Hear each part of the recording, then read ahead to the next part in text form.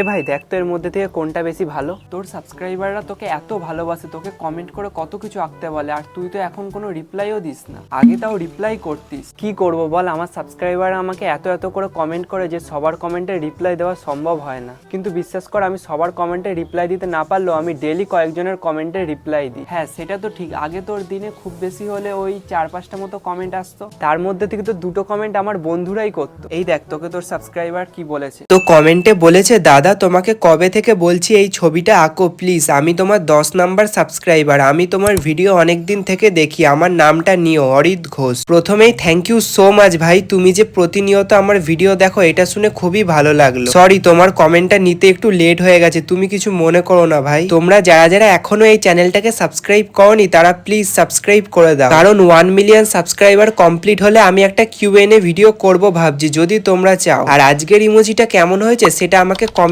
করে জানিও।